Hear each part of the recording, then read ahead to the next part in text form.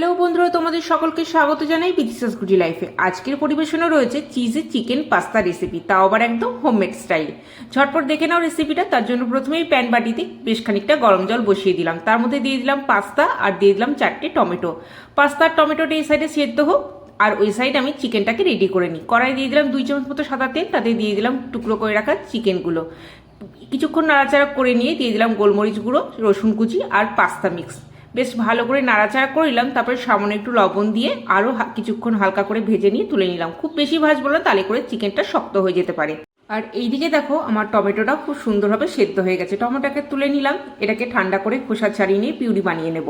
আর পাস্তাটাও সেদ্ধ হয়ে গেছে, গ্যাসটাকে নিভিয়ে দিলাম। এবার ওই চিকেন ভাজা তেলের মধ্যেই দিয়ে দিলাম আরও বেশ খানিকটা সাদা তেল, তাতে দিয়ে দিলাম রসুন কুচি। রসুন কুচিটাকে কিছুক্ষণ একটু নাড়াচাড়া করে নিয়ে দিয়ে দিলাম মিহি করে রাখা পেঁয়াজ কুচি। পেঁয়াজটাকে খুব হালকা করে ভাজবো, খুব বেশি কিন্তু ভাজবো না, ঠিক এইরকম।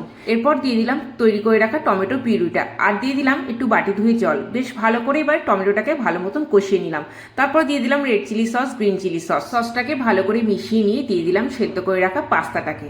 এরপর ভালো করে মিশিয়ে নিয়ে দিয়ে দিলাম ভেজে রাখা চিকেনের টুকরোগুলো। এরপর ওপর থেকে ছড়িয়ে দিলাম পাস্তা মিক্স, আর দিয়ে দিলাম চিলি ফ্লেক্স, আর দিয়ে দিলাম গোলমরিচ গুঁড়ো। তারপর ভালো করে গ্রেট করে ওপর থেকে দিয়ে দিলাম চিজ, আর দিয়ে দিলাম 1 টুকরো বাটার। এবার ভালো করে নাড়াচাড়া করে মিশিয়ে নিতে হবে। গ্যাসের ফ্লেমটা কিন্তু মিডিয়ামে থাকবে। তারপর মেশানো হয়ে গেলে ওপর থেকে একটু বিট লবণ ছড়িয়ে আবারও ভালো করে নাড়াচাড়া করে পরিবেশন করো গরম গরম homemade style cheese chicken pasta. ছোট থেকে বড় সকলে ভালো লাগবে। এরকম আরও রেসিপি চ্যানেলটাকে সাবস্ক্রাইব করতে ভুলো না কিন্তু।